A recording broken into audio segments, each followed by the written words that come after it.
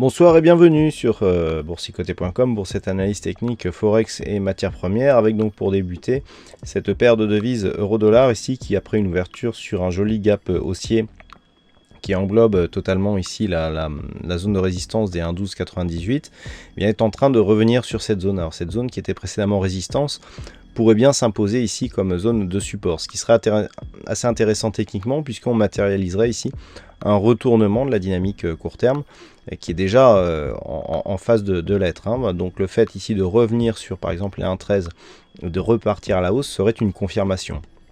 Toutefois, tant qu'on reste ici sous ce point haut ici qui se situe à 1,1415, on est toujours dans une neutralisation de la dynamique court moyen terme. Donc là, l'enjeu cette semaine, ce sera de préserver ici ces 1,13 pour revenir par exemple tester les 1,1415 pour éventuellement une rupture haussière. Ça, c'est le scénario privilégié parce qu'on a une nouvelle dynamique. Par contre, si les cours repassent ici sous les 1,13, eh bien on pourra avoir une neutralisation effectivement.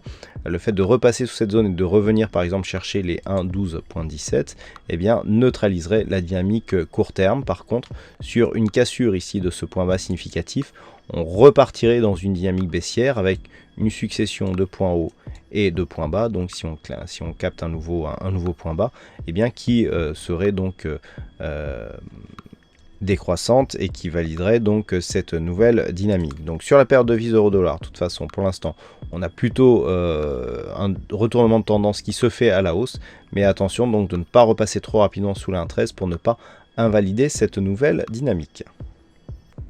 Sur le dollar-yen, malgré l'ouverture ici sur un gap haussier, on le voit bien ici sur cette phase, on revient ici sur la zone de support. Alors ça met un petit peu de, je dirais, ça sera plutôt un signal de continuité de cette dynamique court terme. Donc depuis la rupture de ce support oblique en vert, lorsque l'on se rapproche, on peut constater que, on enfonce bien ici sur la bande de Bollinger inférieure et que les points de contact ici avec la moyenne mobile 20 exponentielle sont des bons points d'entrée pour jouer la continuité de tendance. Et c'est la même chose que nous avons eu hier soir, puisque malgré l'ouverture d'un gap haussier, on n'a jamais trop attaqué ici cette moyenne mobile et qu'au contraire elle a encore joué comme zone de résistance et que là on est en train d'accélérer à la baisse.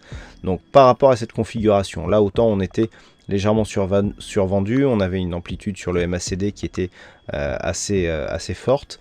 Là regardez la différence au niveau de la configuration des indicateurs. On a RSI stochastique ici, le stochastique qui est en pleine dynamique baissière, le RSI qui est neutre et le MACD qui vient juste de se retourner.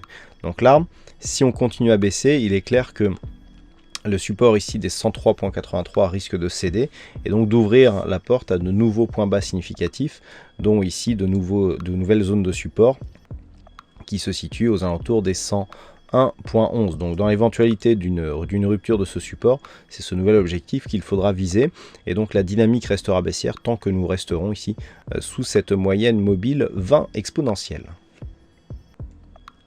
Et enfin sur l'or, là aussi une configuration intéressante, alors avec déjà un détail intéressant concernant ce qui se passe un petit peu. On a vu que les indices étaient bien remontés suite aux nouvelles statistiques donc sur le Brexit qui étaient parues. Par contre, la hausse de l'or, dont bon nombre d'opérateurs sont servis pour couvrir en fait certaines positions et certains risques dont on aurait pu attendre une descente, justement vu ces statistiques, l'or lui est resté relativement stable.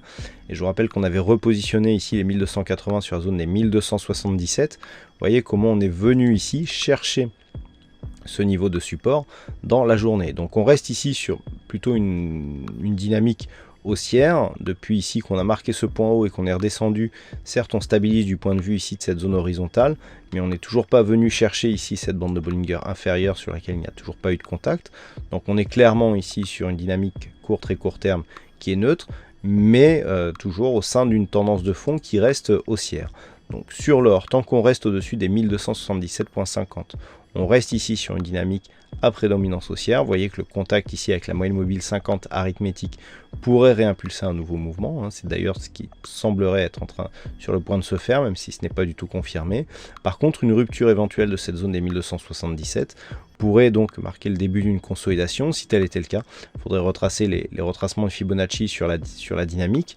Alors si on les trace ici, sachant qu'ils seront invalidés en cas de cassure de ce point haut significatif, vous voulez qu'on pourrait venir chercher ici le retracement des 38,2 d'une manière assez rapide, et sur la poursuite du mouvement, donc à 1274, et sur la poursuite du mouvement, venir chercher ici la zone 50,61,8.